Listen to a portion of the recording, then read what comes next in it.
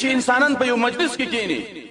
او غف شپ ولګي او د جهنم د اور تذکره ونکي وای ملائک دشي وای اخفل العظیمتين دا څه قمقل انسانان دي غټ غټ چیزونه په دې باندې روان دي جنت او جهنم دی هغه ير کله دي او په دنیا کې لګي دي د دنیا خبرې کوي غف شپونه لګي او جنت او جهنم یې ير دي بکر المزنی وای ويوزلي ابو موسی اشعری رضی الله عنه داوی خطب الناس بالبصره فبصره کې وای د خطبه وغله خلکو ته وای کله چې دا خطبه کوله فذكر في خطبته النار په خپل خطبه کې د جهنم د ور تذکره وکړه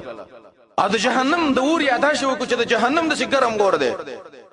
وای کله چې د جهنم تذکره وکړه وای ثم بكى وای ابو موسی اشعری رضی الله عنه بجړا شو وای حتى سقطت دموعه على المنبر وای دمر ابو موسی اشعری وجړل چې د ابو موسی اشعری د سترګونه اوخره ولید په دې منبر باندې او وبكى الناس من حوله يومئذ بكاء شديدا فذغر رزبان ودي نور خلقم دستخ وجړل چې ابو موسی اشعری رضی الله عنه کله د جهنم د ور تذکره وکړه زمرونو د جهنم ور رايدول پکار دي د عمر ابن عبد العزيز رحمه الله بارک راغلی دي وای هغه یو ځلی په مجلس کې ناس د ملګرو سره خبرې نه کوي ملګرو غف شپ لګو دا خبرې نه کوي ملګرو ورته ویلي مالک لا تتكلم يا امير المؤمنين امير المؤمنين خبرې ولې نه کوي ولې د څه ناس وای امير المؤمنين عمر بن عبد العزيز ورته ویلي وای كنت مفكرا في اهل الجنه وای ما د جنت والا بارکه سوچ وکاو فکر مې وکاو كيف يتزاورون فيها دا جنتين په جنت کې یو بل سره څنګه ملاوي پدې کې مې وای سوچ وکاو او في اهل النار كيف يصطرخون فيها وای به مې د جهنم والا کې سوچ وکاو چې جهنم والا بسنګ په جهنم کې سوځي او څنګه په جهنم کې چغي وای به عمر بن عبد العزيز دوب شو تر مازیګر پورې وای دا زو پروتو د جهنم د یره د وجنه یو عالم دی صالح المری دوباره کې راغلی دی وای دی ورځ په منبر باندې ناشته او په منبر باندې د خبره ذکر کوله چې کله به انسان له جړا ورشي او کله به د انسان زړه نرم وای اول دی ویلي چې اول دی انسان په خپل ګناہوں کې سوچ وکي چې ما څومره ګناہونه کړی دي پلانې ګناه مې کړی دا پلانې ګناه مې کړی غلط نظری مې کړی دا غلا مې کړی دا رشوت مې غسته ده پلانې ګناه مې کړی پلانې دا ګناہونه دي ځان ترایت دي چې دې شي زړه نرم شي او جړا ولور شي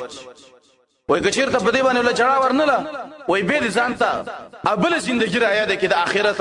چې څنګه بزد د دې دنیا نه بسنګ رسخته کما او بل دنیا ته بسنګ ورزما او څنګه برابر د قبر ژوندۍ تیریږي او د حشر ژوندۍ برابر څنګه تیریږي د الله سره بسنګ مخامخ کېږم وای دا خبرې کولې د جهنم تذکره کول او د آخرت تذکره کوله وای فغشي عليه وای په صالح المری باندې بيوشي رااله او د منبر نه لاندې را پرې وتلو